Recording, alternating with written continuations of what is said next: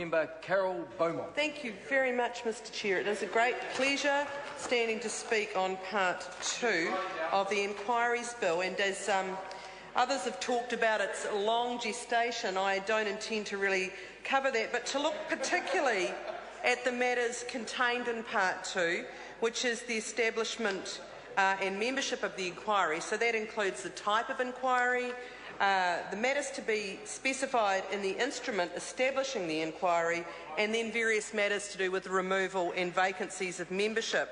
Now, it interests me because I have to say I have very little experience of parliamentary inquiries, but what this part says is that there will be 3 kinds of inquiry: a royal commission established under the authorities of the letters patent, public inquiries which are established by order in council. The Governor-General may, by order in council, establish a public inquiry, or government inquiries which would be established by a minister by notice in the Gazette.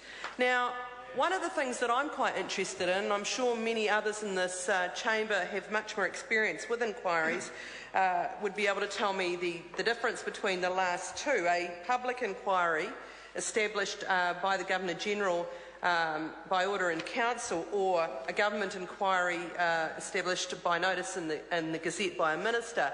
But in both cases, those latter two, a public inquiry and a government inquiry, are established for the purpose of inquiring into and reporting on any matter of public importance. And we all know that there are many matters of public importance that the public of New Zealand would be very interested in having inquiries into, because the behaviour of this government has been little short of shonky, has been underhand, has been failing to take account of the views of New Zealanders, many pieces of rushed legislation, many matters ignored. And that leads me to look at whether a public inquiry established by order in council, by the Governor-General by order in council, or a government inquiry established by notice in Gazette by a minister would be important in relation to a matter that I think is of great public importance, and that is the issue of fringe lenders.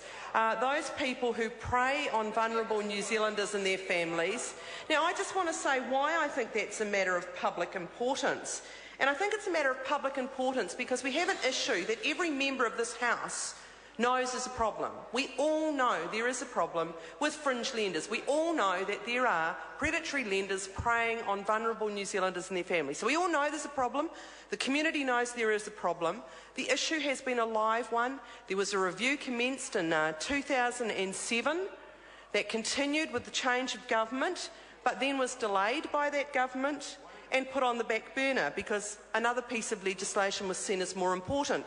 That other piece of legislation, consumer law reform, still languishes on the order paper. Meanwhile, every day in this country, more and more people are being hurt by predatory lenders. So this is why I think that either a public or a government inquiry is needed here.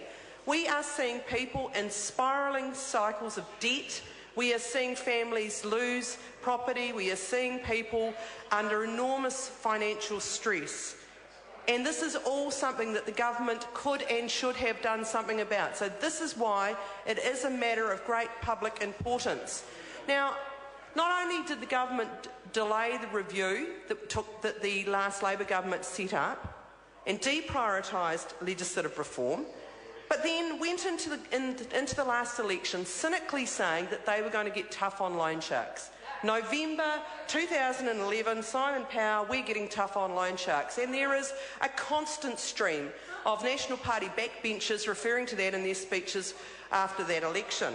Now, not a single thing has been done to get tough on loan sharks as yet. Not a single thing. That is an outrage, and surely must be a matter that should be inquired into, either through a public inquiry or a government inquiry. And let me tell you that budget services throughout New Zealand are saying that the majority, the overwhelming majority of people, and the 90%, are burdened by high interest debt.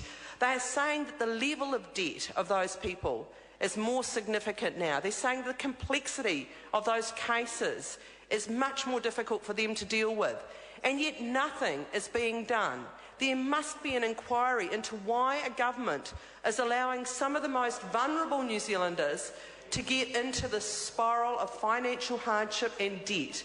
This is just unbelievable that a party could allow that to happen. Paul Darian. I call the honourable member Darian. Oh, thank you so much, Mr. Chair. I'm happy to take